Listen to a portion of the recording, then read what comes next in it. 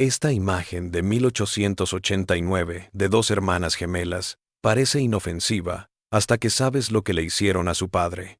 Dos jovencitas de no más de 13 años observan desde una fotografía sepia. Elspeth y Maeve se ven como ángeles, pero tenía una bodega debajo de su granja en los Ozarks de Missouri. Y en esa bodega, su padre estaba encerrado, hambriento, escuchando a sus propias hijas leerle la Biblia mientras torturaban su mente día tras día. No eran monstruos, fueron víctimas primero. Silas había pervertido las Escrituras, usándolas como armas, transformando su infancia en un infierno. El pueblo lo sabía, todos lo sabían, pero nadie ayudó. Y las hermanas decidieron, van a recuperar su poder. Lo que hicieron en esa bodega no fue venganza, fue un ritual oscuro y aterrador que las devoraría a ambas. Pero esto es lo que me atormenta. Cuando estás en el infierno y nadie viene a rescatarte, ¿hasta dónde llegarías para salvarte a ti mismo? La doctora Alta Grant siempre había pensado que los muertos hablaban a través de lo que dejaban atrás. Cartas amarillentas, fotografías sepia, cacharros fantasmales desgastados por el tacto de los vivos.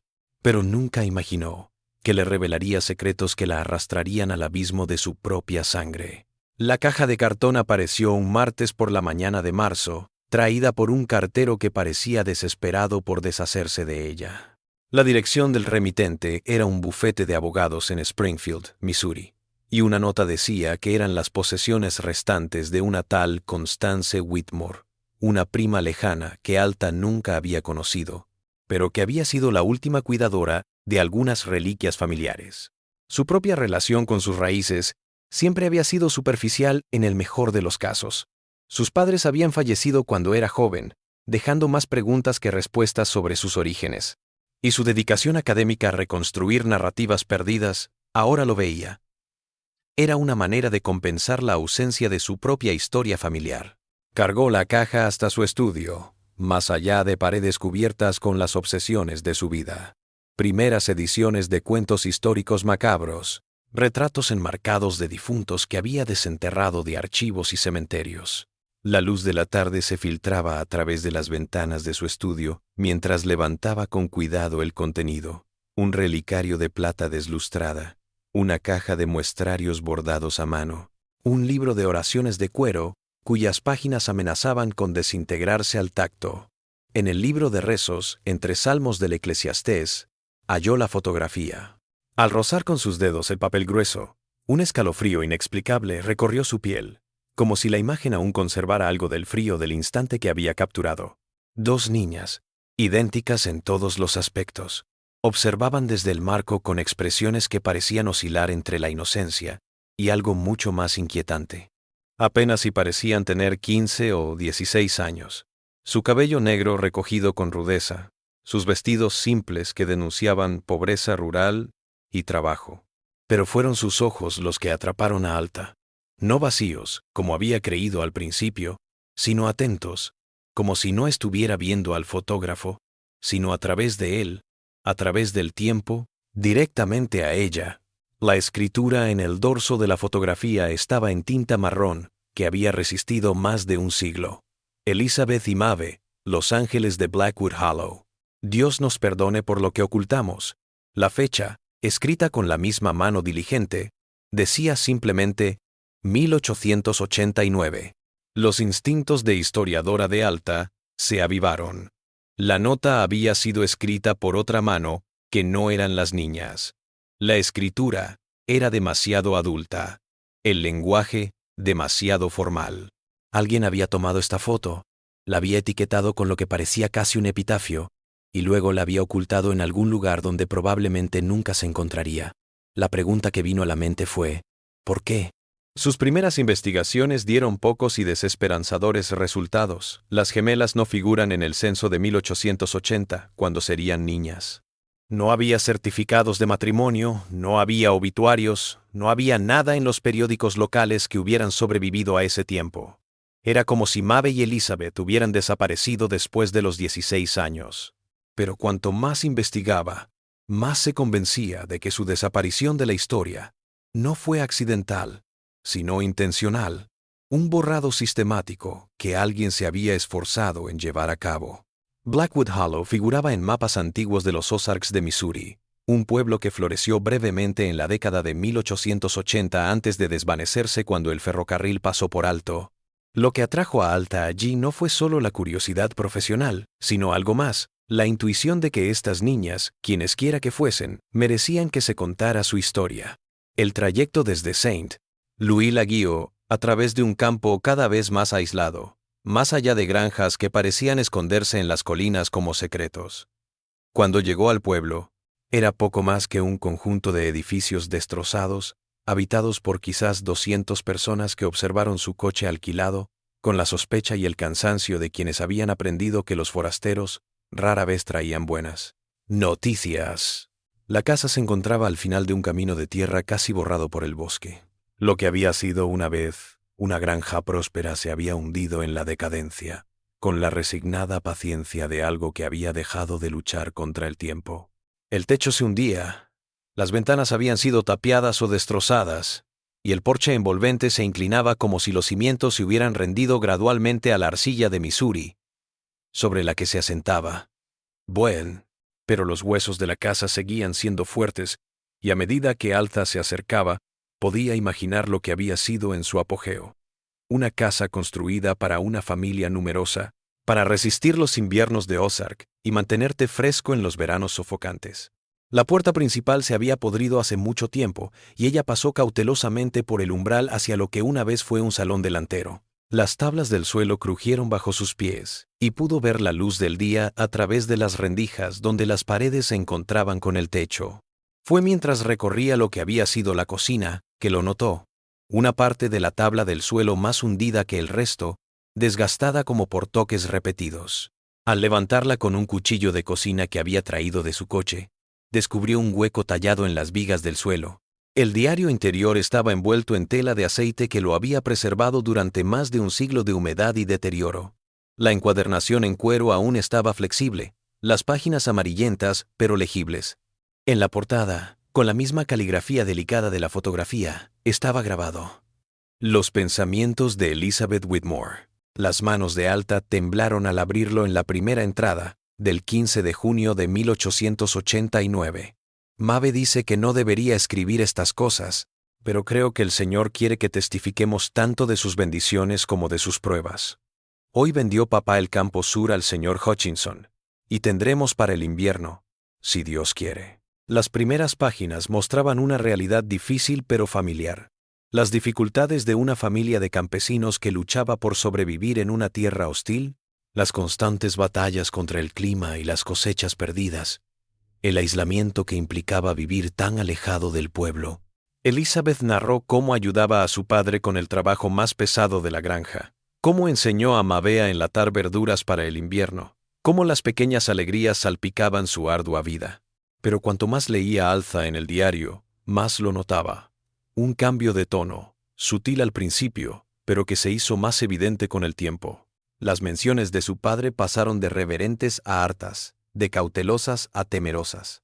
Y luego, en una entrada del 10 de agosto de 1889, Elizabeth escribió algo que congeló la sangre de Alta. Padre se ha transformado en la serpiente de nuestro Edén, y no veo ningún ángel con espada de fuego que lo expulse. Mabe se ahoga, y veo el mismo horror en sus ojos que siento en mi corazón. La última entrada que Alta leyó ese día estaba fechada el 23 de septiembre de 1889 y constaba de tan solo 2 líneas que parecían latir con una energía maligna que de repente hizo que la casa abandonada cobrara vida a su alrededor. Esta noche Mabe cedió. El Señor ha vuelto la espalda a esta casa. Debemos crear nuestra propia libertad. Mientras las palabras se hundían, Alta se dio cuenta de que lo que había desenterrado no era el diario de una vida inocente de pioneros, sino algo mucho más siniestro. El principio de un crimen enterrado durante más de un siglo, que esperaba ser descubierto sobre lo que realmente les había ocurrido a los ángeles de Blackwood Hollow. Las entradas posteriores del diario la arrastraron a través de las décadas, cada página un vistazo a un reino, donde las palabras y el dolor se habían entrelazado. Cuanto más leía en la caligrafía pulcra, Mas la granja a su alrededor parecía llenarse de fantasmas, y casi podía oír las voces de dos niñas cuya inocencia había sido sistemáticamente despojada por el hombre que debería haberla salvado. Las primeras notas de Elizabeth revelaron una inteligencia aguda, suavizada por un instinto protector que ya comenzaba a endurecerse en algo más peligroso. Escribió acerca de su hermana con cariñosa inquietud. Maeve se pasó la mañana rezando otra vez, de rodillas junto a la cama hasta que sus rodillas estuvieron al rojo vivo. Ella piensa que si es lo suficientemente buena, lo suficientemente santa, Padre volverá a ser el hombre que era antes de que mamá muriera. Pero me temo que ese hombre siempre fue una máscara, y este es su verdadero rostro. La imagen que emergió de Maeve era desgarradora en su vulnerabilidad. Donde Elizabeth hervía de rabia reprimida, Maeve se derretía lentamente en un charco de terror y culpa desplazada. Elizabeth relató los esfuerzos cada vez más desesperados de su hermana por complacer a su padre mediante una obediencia absoluta, rezando durante horas, asumiendo la culpa por sus arrebatos de ira, incluso cuando no había hecho nada malo. Ahora habla en voz baja, como si alzar la voz fuera a invocar su furia de algún rincón de esta casa. Ayer la sorprendí en la bodega, abrazando la Biblia de mamá y recitando versículos sobre el sufrimiento y la salvación. Cuando le pregunté por qué, dijo que padre le dijo que las buenas hijas deben saber llevar sus cruces con alegría. Pero fue lo que Elizabeth dijo de su padre lo que congeló la sangre de Alta. Silas Whitmore había sido, en todos los aspectos externos, un pilar de la comunidad de Blackwood Hollow. El periódico informó que encabezaba oraciones en las reuniones mensuales, que los vecinos acudían a él en busca de consejo espiritual y práctico, que los predicadores visitantes se alojaban con frecuencia en la casa de Whitmore y alababan la dedicación de Silas a sus huérfanas. Pero tras la puerta de la granja, un hombre distinto, uno que había canalizado su duelo por la muerte de su esposa en una forma tóxica de fanatismo religioso y control sádico que envenenaba todo lo que tocaba. El maltrato se había iniciado con golpizas salvajes justificadas con citas bíblicas fuera de contexto. Elizabeth describió con detalles clínicos los moretones y cardenales que cubrían a ambas niñas, la manera en que Silas las obligaba a recitar las escrituras mientras las golpeaba, su insistencia en que su dolor era necesario para su salvación. Nos dice que somos hijas de Eva, que nacemos en pecado y que solo a través del sufrimiento podemos expiar el crimen de nuestra propia existencia.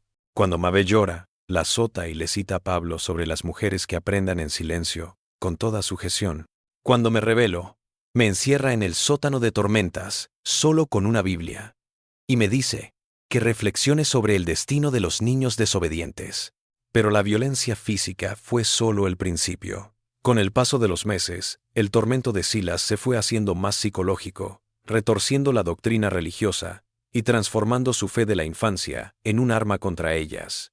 Le hizo creer a Maeve que la muerte de su madre había sido el castigo de Dios por su propia maldad cuando era una bebé, que todo lo malo que le ocurría a la familia era prueba de su corrupción. Le dijo a Elizabeth que sus instintos protectores hacia su hermana desafiaban el orden natural, que su desobediencia a él mostraba que el diablo estaba en su corazón. Lo peor era cuando las gemelas se consolaban mutuamente.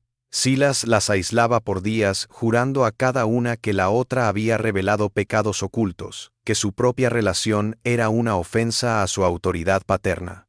Las páginas del diario registraron sus desesperados esfuerzos por obtener ayuda, cada fracaso sumiéndola en mayor desesperación. Elizabeth relató que fue a ver al pastor Cornelius tras el culto del domingo, y que trató de explicar lo que estaba ocurriendo en su hogar, sin violar el mandamiento de honrar a su padre. La respuesta del pastor fue aplastante en su desprecio casual. Me dio una palmada en la cabeza como si fuera una niña, y me dijo que el Señor les había dado a los padres autoridad sobre sus hogares por una buena razón, que las hijas que desafiaban a su padre estaban dejando que el orgullo envenenara sus corazones. Si quieres glorificar a Dios, dijo, me sometería a la corrección de un padre con gratitud, creyendo que su disciplina venía de amor. Cuando Maeve finalmente había logrado abordar la señora Hutchinson, su vecina más cercana, con sus preocupaciones recibió silencio y el consejo de rezar más fuerte por paciencia y comprensión. Su intento de escape había sido un desastre. Elizabeth relató su planificación meticulosa, robando comida y dinero para el viaje a la casa de la hermana de su madre en Springfield, escapándose en plena noche con nada más que la ropa que llevaban puesta y una esperanza desesperada en sus corazones. Pero Silas había notado su falta en cuestión de horas, y sus contactos locales se aseguraron de que fueran capturadas antes de que llegaran a 10 millas de distancia.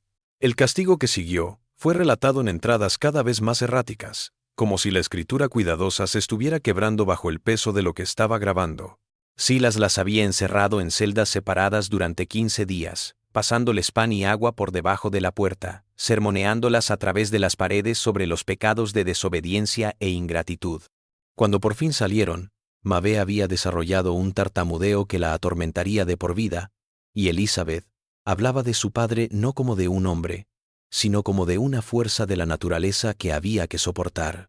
Fue en este momento de soledad absoluta que las palabras de su diario comenzaron a cambiar. Escribió sobre noches en vela repasando los cuentos de folclore que su abuela les contaba antes de morir. Cuentos de brujas y espíritus vengativos que antes parecían un simple entretenimiento, pero que ahora mostraban una clase diferente de sabiduría. Contó que había descubierto la colección secreta de hierbas y raíces de su abuela, anotadas con su letra temblorosa. Lo más alarmante fue que empezó a anotar los delirios religiosos de su padre, analizando sus interpretaciones perversas de las escrituras con la concentración de alguien que estudia las armas de su enemigo para usarlas en su contra. La metamorfosis fue lenta, pero implacable. Donde Elizabeth había garabateado una vez con voz de niña asustada, sus notas ahora mostraban la fría exactitud de alguien que había superado el miedo para sumergirse en algo mucho más peligroso. La última entrada que Alta leyó esa noche estaba fechada el 15 de octubre de 1889, el día en que las hermanas cruzaron una línea sin retorno. Mabe llegó a verme esta noche llorando y dijo que no podía pasar un día más en esta casa de terror. Dijo cosas que nunca imaginé escuchar de sus labios gentiles. Que deseaba que padre estuviera muerto, que cambiaría su alma eterna por una noche de sueño. Tomé sus manos entre las mías y le dije que tal vez Dios ya nos había dado la forma de liberarnos, que tal vez el viejo conocimiento de la abuela y las propias obsesiones bíblicas de padre podían unirse en algo que nos liberaría a las dos. Me miró con tanta esperanza en sus ojos que supe que no podía dar marcha atrás. No vamos a hacer sus corderos al matadero. Vamos a hacer el fuego que limpie esta casa.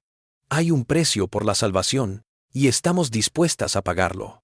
El plan de Elizabeth surgió de una observación cuidadosa y una desesperada inteligencia. Todo lo había aprendido observando a su padre durante meses, con la concentración de una presa que aprende a pensar como un depredador. Había notado que Silas siempre bebía su whisky nocturno en la misma silla junto a la chimenea, siempre en el mismo vaso que había sido de su padre, siempre después de su ritual nocturno, de leer las escrituras en voz alta, con su voz resonante, como para recordarles a sus hijas la presencia de Dios incluso en sus sueños. Fue esta previsibilidad, esta seguridad engreída de que controlaba la casa lo que lo perdería. Del conocimiento secreto de su abuela sobre raíces y hierbas, Elizabeth aprendió sobre la valeriana y la escutelaria, sobre cuánto jugo de amapola podía adormecer a un hombre sin matarlo. Probó sus pociones en los gatos del granero, observando con desapego clínico cómo se hundían en sueños antinaturales y profundos de los que despertaban ilesos pero confusos. La noche del 20 de octubre de 1889 llegó un calor inusual que parecía apretar la granja en un sueño febril. Elizabeth había sentido que la claridad la invadía mientras preparaba la bebida, mezclando las hierbas amargas con suficiente miel y canela para disfrazar el sabor en el fuerte whisky que prefería su padre. Mabe había pasado el día en un estado de terror apenas controlado, sobresaltándose ante cada ruido, incapaz de comer o de realizar las tareas más sencillas. Cuando Elizabeth le había prometido a su hermana que su plan funcionaría, Mabe solo había susurrado que tenía miedo, no del fracaso, sino del éxito. Miedo de lo que se convertiría en una vez que cruzaran la línea de víctima a vengadora, pero cuando llegó la noche y oyeron los pasos de su padre en el porche delantero, seguido del sonido familiar de su cinturón al ser desabrochado en anticipación de algún castigo inventado por alguna fechoría imaginaria, la determinación de Mabe se endureció en algo gélido e inquebrantable. Su plan se llevó a cabo con una precisión que sorprendió a la propia Elizabeth. Silas Aceptó el whisky remediado, sin sospechar nada, demasiado ocupado recitando el Deuteronomio de la tarde para darse cuenta del sutil cambio en el sabor o la forma en que sus hijas lo observaban con inusual interés. Las hierbas hicieron efecto más rápido de lo esperado. En 20 minutos, la voz de su padre se había arrastrado, su cabeza cayendo hacia adelante mientras el vaso se deslizaba de sus dedos para romperse en el suelo de madera. Cuando Maeve volvió de la cocina con la cuerda que habían escondido debajo de las escaleras, Silas estaba fuera de combate, su respiración profunda y uniforme, su gran cuerpo como el de un niño dormido. Las hermanas ataron sus manos y pies en un movimiento sincronizado que trascendió sus miedos individuales. Arrastrarlo a la bodega exigió una fuerza desesperada. Lo envolvieron en una colcha vieja y lo arrastraron por los pisos de madera hasta las escaleras que bajaban al sótano debajo de la casa donde su familia había guardado conservas y raíces durante tantos inviernos. La bodega era una sala de horrores en gestación. Una celda angosta con paredes de piedra que rezumaban humedad, apenas lo suficientemente alta como para que un hombre se pusiera de pie, sin otra luz que la que se filtraba desde la cocina de arriba, a través de las rendijas en las tablas del suelo. Aquí es donde salió a relucir el talento de Isabel para el tormento psicológico. Había convertido la habitación en un teatro para la instrucción espiritual de su padre, colocando velas en círculos que le recordaban los círculos rituales que su abuela dibujaba al lanzar hechizos protectores, y colocando la Biblia de su padre en un cajón de madera donde tendría que verla cada vez que levantara la vista. Cuando Silas despertó a la mañana siguiente, estaba encadenado al muro de piedra con grilletes que Elizabeth había encontrado en el granero, reliquias de los días en que su abuelo había tenido esclavos, una historia que la familia nunca había reconocido.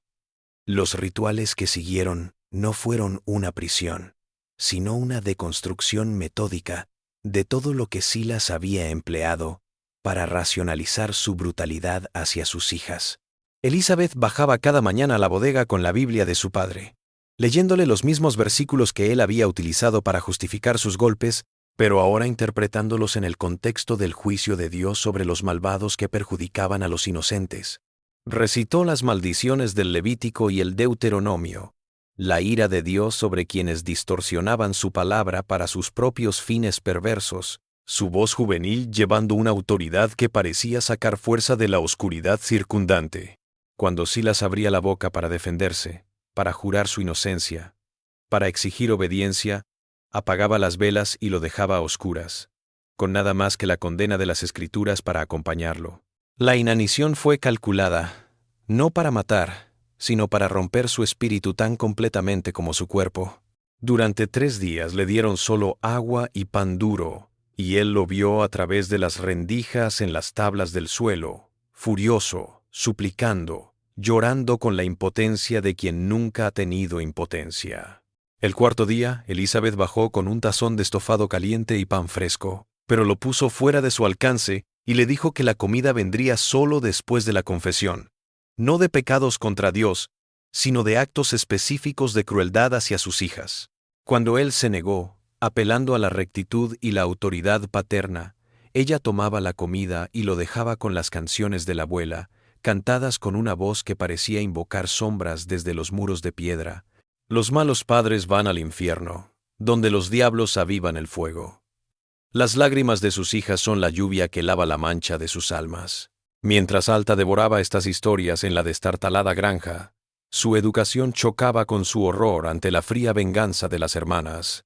Las notas del diario revelaron que lo que había comenzado como una desesperada autodefensa se había transformado gradualmente en algo mucho más extraño y perturbador. Una especie de ceremonia religiosa invertida, en la que las víctimas se habían convertido en altas sacerdotisas de su propio evangelio oscuro. Pero no fue hasta que empezó a revisar la historia que se dio cuenta de todo lo que se había ocultado durante más de un siglo. En el libro mayor del pueblo de Blackwood Hollow se topó con una nota de hace mucho tiempo del 15 de noviembre de 1889.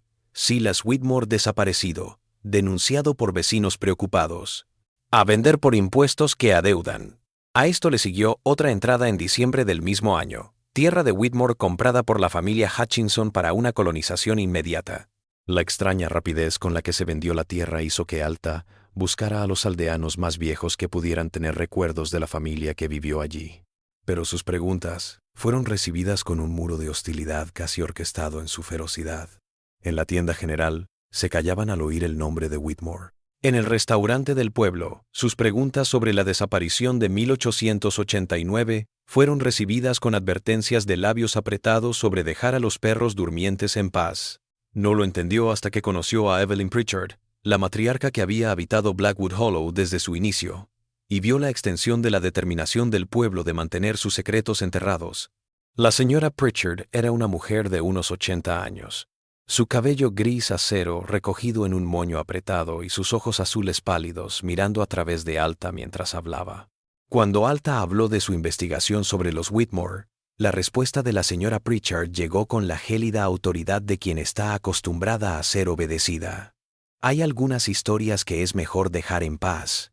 La gente de aquí ha trabajado para superar el pasado, y no necesitamos que forasteros vengan a remover viejas heridas. Lo que sea que crea haber descubierto, olvídelo y vuelva por donde vino. Pero los instintos de historiadora de Alta habían sido afinados por décadas de desenterrar verdades incómodas, y reconoció el tipo de resentimiento que emerge cuando las comunidades tienen algo que ocultar. Cuanto más luchaba, más se daba cuenta de que la historia de las hermanas no era solo una tragedia familiar, sino un secreto comunitario suprimido durante generaciones, y lo que sucedió en esa bodega en 1889 tenía implicaciones más allá de los muros de una sola granja. Las semanas que siguieron al encarcelamiento de su padre trajeron un silencio a la granja Whitmore más aterrador que cualquiera de los arrebatos anteriores de Silas. Las entradas del diario de Elizabeth de este tiempo revelaron un hogar que parecía estar en suspensión animada. Sus rutinas habituales continuas, las comidas preparadas, las tareas realizadas, las oraciones dichas, mientras que bajo sus pies, en la bodega, los gritos sofocados de su padre ofrecían un contrapunto grotesco a su fingimiento de normalidad. El precio psicológico de sostener esta apariencia se manifestó de manera distinta en cada hermana, abriendo una distancia entre ellas que creció con el tiempo. Se refirió a una extraña sensación de ligereza, como si el peso que había llevado toda su vida se hubiera levantado finalmente, dejándola moverse por la casa con una seguridad que nunca había conocido. Describió dormir una noche completa por primera vez en años, despertando renovada y con propósito, sus sueños libres de las pesadillas que habían atormentado su infancia. Pero esta nueva tranquilidad tenía un precio que no quería admitir ni en su diario: la conciencia de que el control que ahora ejercía sobre su padre se había convertido en su propia adicción. La reacción de Maeve a su crimen fue horriblemente diferente. Donde Elizabeth halló fortaleza en la rebelión, Maeve solo halló horror que parecía consumirla día a día. Elizabeth relató haber encontrado a su hermana inmóvil en la cocina al amanecer, mirando fijamente las tablas del suelo bajo las cuales su padre había estado encarcelado, las lágrimas surcando su rostro mientras murmuraba frases entrecortadas de oraciones y súplicas de perdón. La niña que una vez había buscado consuelo en las Escrituras, ahora evitaba la Biblia de su padre como si fuera venenosa, incapaz de reconciliar al Dios de su fe infantil con el Dios que parecía haber respondido a sus oraciones desesperadas de una manera tan horrible. Elizabeth relató cómo Maeve iba perdiendo el apetito, cómo se apretaba las manos contra los oídos cada vez que el viento arrastraba ruidos desde la bodega, cómo hablaba con su padre muerto como si aún vagara por la casa, pidiéndole permiso para las cosas más pequeñas y disculpándose por infracciones que solo existían en su mente destrozada por la culpa. Lo más perturbador era la creciente certeza de Maeve de que la voz de su padre la perseguía por toda la casa, no desde la bodega de abajo, sino desde algún reino más allá, donde su espíritu había sido liberado para atormentarla de manera más efectiva de lo que jamás pudo hacer en vida. Elizabeth relató con desapego clínico cómo encontraba a su hermana acurrucada en rincones, hablando en voz baja con el aire vacío o de pie inmóvil en los portales, como si esperara una autorización invisible para entrar. Cuando Elizabeth trató de consolarla, de recordarle que su padre estaba encerrado y ya no podía hacerles daño, Maeve la miraba con una mirada de traición que le cortaba las palabras a Elizabeth, su hermana, una vez su confidente y cómplice. Ahora, la observaba con una combinación de temor y reproche que le hizo darse cuenta de que había obtenido su libertad a expensas de perder a la única persona cuyo afecto había hecho tolerable su cautiverio. Fue esta creciente distancia entre las hermanas lo que hizo que el siguiente descubrimiento de Alta fuera aún más desgarrador. Mientras inspeccionaba la encuadernación del diario en busca de marcas de antigüedad, detectó una anomalía en la cubierta de cuero, un pequeño abultamiento que indicaba que algo había sido cosido en el interior del forro. Con un pequeño cuchillo rasgó la costura y sacó un segundo diario, mucho más pequeño, oculto con la misma desesperada reserva con la que había ocultado el mayor bajo las tablas del suelo. La portada estaba en blanco, pero la escritura del interior era distinta a la de Elizabeth, más pequeña, más vacilante, llena de borrones y dudas, como de alguien que encontraba el acto de escribir en sí mismo un tormento. La primera entrada, del 2 de noviembre de 1889, se abrió con palabras que hicieron temblar las manos de Alta. Escribo esto en secreto porque temo lo que pueda hacer Elizabeth si descubre que estoy dudando de lo que hemos hecho. Ella me dice que padre se merecía lo que le pasó, que Dios nos dio la forma de salvarnos del mal, pero no puedo sacudirme la impresión de que nos hemos transformado en monstruos en nombre de la libertad. El diario de Mabe reveló una verdad tan impactante que redefinió todo lo que Alza creía saber sobre la historia de las hermanas. La chica buena y obediente no había participado voluntariamente en la tortura de su padre, sino como cómplice obligada por una hermana cuyo propio trauma había distorsionado sus instintos protectores en algo depredador y controlador. Mabe relató cómo la habían despertado la noche en que capturaron a su padre, no por persuasión de Elizabeth, sino por amenazas pronunciadas, con el mismo tono gélido y autoritario que su padre había empleado para exigir obediencia. Cuando Mabe se había negado a ayudar a arrastrar a su padre inconsciente al sótano, Elizabeth le había recordado cada azote que no había logrado detener, cada dolor que podría haber evitado si hubiera sido más valiente, más fuerte, más decidida. Los horrores que siguieron las lecturas de las Escrituras, los conjuros vernáculos, la inanición planificada habían sido obra de Elizabeth.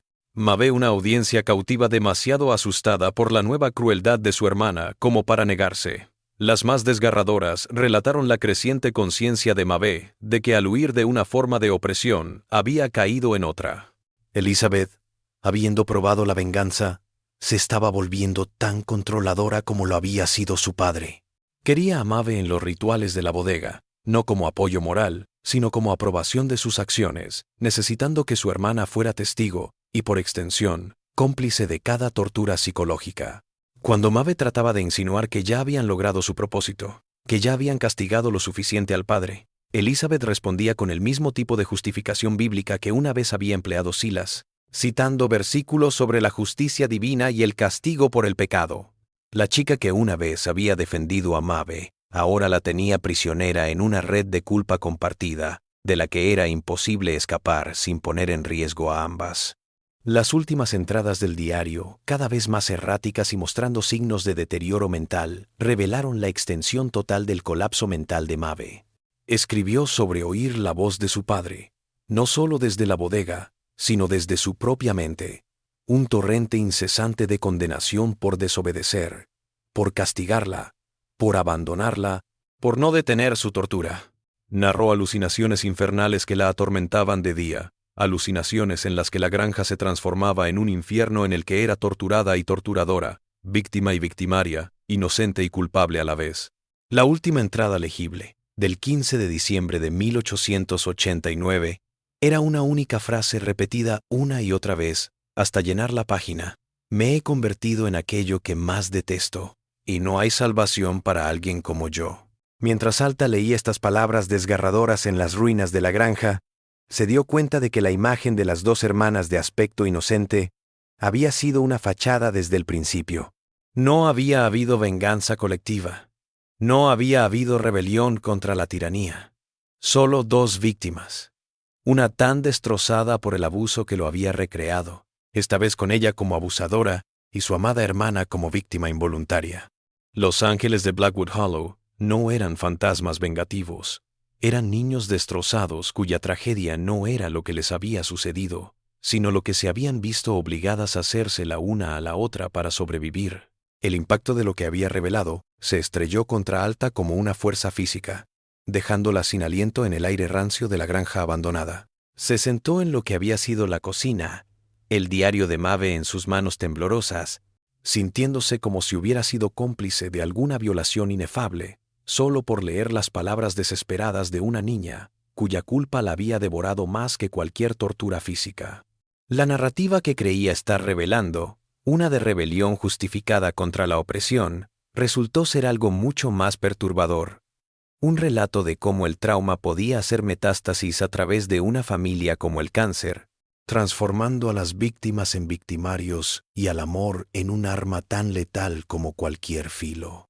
Por primera vez desde que había empezado su trabajo, Alta se preguntó si ciertas verdades eran demasiado horribles para ser reveladas, si su deber académico de exactitud histórica justificaba desenterrar horrores que el tiempo había enterrado misericordiosamente. Se fue de casa esa tarde, con la intención de no regresar jamás, de empaquetar sus notas de campo y conducir de regreso a St.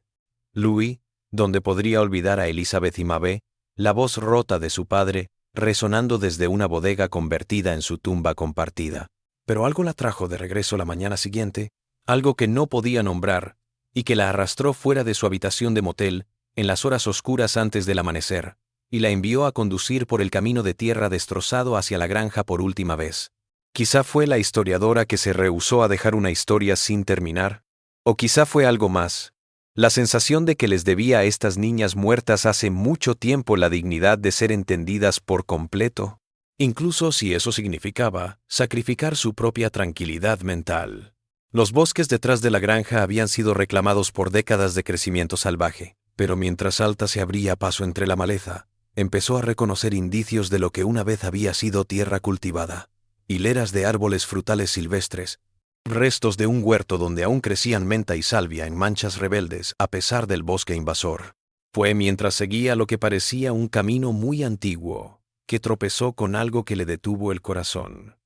2 pequeños huecos en el suelo, apenas perceptibles bajo décadas de hojarasca y detritus forestal, cada uno señalado por una piedra de campo colocada con evidente cuidado. Las piedras no estaban grabadas, ni fechas ni nombres de las almas que yacían debajo, pero su colocación intencional y la forma en que la vegetación circundante parecía delimitar naturalmente sus alrededores indicaban tumbas, cuidadas por alguien que deseaba que los difuntos no fueran olvidados. De regreso a la granja con renovado propósito, Alta revisó el diario de Mabe en busca de mención de estas tumbas, cualquier cosa que pudiera arrojar luz sobre su significado. Fue en la última entrada, garabateada con una letra tan temblorosa que apenas podía leerla, donde halló lo que buscaba. La última confesión estaba fechada el 3 de marzo de 1891, más de un año después de que las hermanas encarcelaran a su padre por primera vez, y relató una historia que destrozó todas las suposiciones de Alta sobre cómo había muerto su tragedia. Mabe relató una mañana de invierno en la que finalmente había reunido el valor para desafiar las exigencias cada vez más dementes de su hermana, bajando a la bodega no con comida o documentos, sino con la llave de los grilletes de Silas.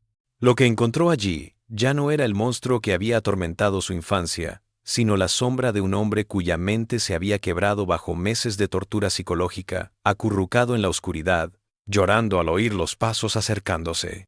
El padre que Mabe había liberado no era el monstruo que una vez había exigido obediencia ciega, sino una sombra tan rota que apenas podía recordar su propio nombre, y mucho menos los crímenes que había cometido contra sus hijas. Describió cargarlo por las escaleras de la bodega, su confusión al despertar en su propia cocina, la forma en que la miraba con los ojos de un niño perdido que no podía comprender por qué estas mujeres desconocidas le resultaban tan familiares. La furia de Elizabeth ante esta clemencia había sido volcánica. Le había gritado a Mabe por arruinar su venganza ideal, por robarles el placer de ver a su padre sufrir como habían sufrido ellas, por probar que era la misma tonta, débil y perdonadora de siempre. Pero Mabe se había mantenido firme, tal vez por primera vez en su vida, diciéndole a su hermana que prefería la condenación sola, antes que otro día más en el tipo de crueldad del que habían huido. Silas había abandonado la granja esa mañana, vagando sin rumbo a través del campo, algún instinto animal buscándolo en algún lugar donde las voces en su mente finalmente se extinguieran. El pueblo lo había buscado a medias, más preocupado por evitar el escándalo que por hallar a un hombre cuya desaparición era más comprensible que su presencia.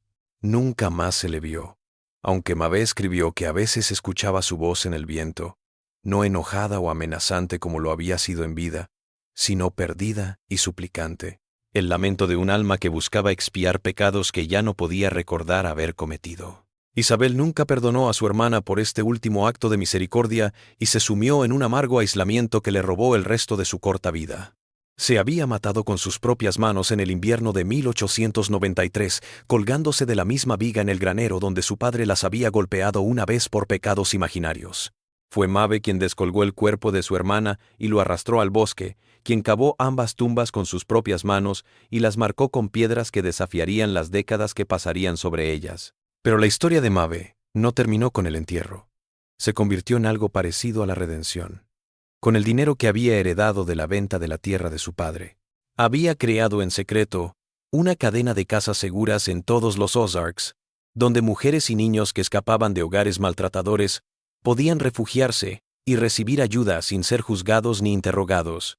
Nunca se casó, nunca habló de sus propias experiencias, pero dedicó los 40 años que le quedaban de vida a garantizar que otros no tuvieran que enfrentarse a las mismas elecciones imposibles que habían destrozado a su familia. Cuando falleció en 1932, era recordada simplemente como una solterona que había sido excepcionalmente benévola con las mujeres desafortunadas. Su verdadera historia, sepultada tan profundamente como las tumbas que había cavado en el bosque, detrás de su casa de la infancia. Esta última revelación lo cambió todo para Alta, transformando su sentido del deber de la curiosidad académica a la responsabilidad moral. No estaba resolviendo un crimen de alto perfil ni revelando un secreto familiar. Estaba protegiendo una narrativa que revelaba la tensión entre justicia y misericordia, venganza y redención. La fotografía de las dos hermanas, tan inocente en apariencia y tan macabra en una mirada más cercana, ahora se revelaba como algo más, un retrato de dos almas cautivas antes de su transformación final. Ni ángeles ni demonios. Solo niños que habían sido obligados a soportar más de lo que cualquier niño debería tener que soportar. Alta se sentó entre las ruinas de la granja, entre los fantasmas de una tragedia que había resonado a través de las generaciones, y supo que su trabajo no era juzgar, sino observar, no explotar, sino respetar la complejidad de los seres humanos que habían tenido que elegir entre la supervivencia y la salvación, y habían descubierto que a veces no había elección en absoluto.